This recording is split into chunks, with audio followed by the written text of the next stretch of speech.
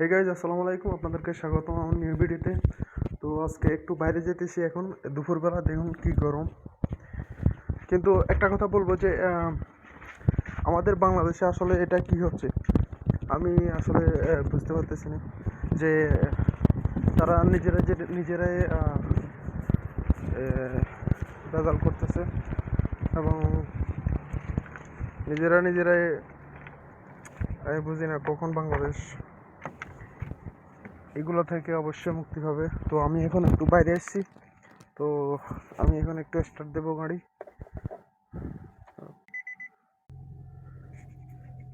Start দেওয়া হয়ে গেছে। তো আমি কিছুক্ষণ অপেক্ষা করব। অবশ্যই আজকে সকালবেলা সময় পাইনি বাইর হওয়ার জন্য। তো আমি এখন এসি দিয়েছি। অবশ্যই এখন প্রচুর গরম, দেখুন কি রোদ। অবশ্যই ওমানে সবসময় রোদ পড়ে। তো আমি এখন ধুয়ে দিতেছি, কারণ এখন অনেক গরম। পরে অবশ্যই গাড়ি ঠান্ডা হলে কমিয়ে দেব। তো আমি আসলে ভাই বুঝতে পারতেছি না দেশে কি চলছে।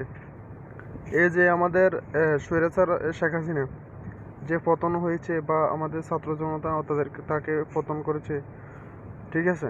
তো আমরা এখন দেশটাকে সবাই মিলে একসাথে জোট হয়ে কাজ করব, দেশটা যেন সুন্দর হয়। কিন্তু এখানে দেখতেছি যে কি, আমরা নিজেরাই মারামারি করতেছি এবং বিশৃঙ্খলা তৈরি করতেছি। তো আমি আসলে এটা কোনো দিনও মেনে নিতে পারি না, এবং আনএক্সপেক্টেড এটা অবশ্যই। কারণ আমাদের দেশ শান্তির দেশ, এবং সবসময় আমরা শান্তি কামনা করি।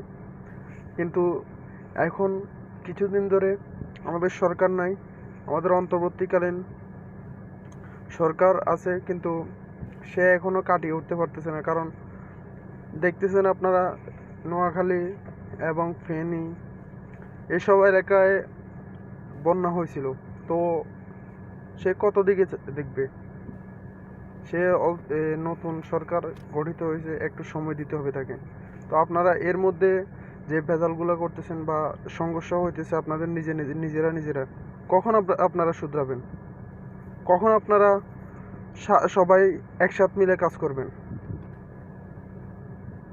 আমার আসলে এটা বোধগম্য নয় অবশ্যই। আমি বুঝতেছি না। ধন্যবাদ, আজকে এ পর্যন্তই।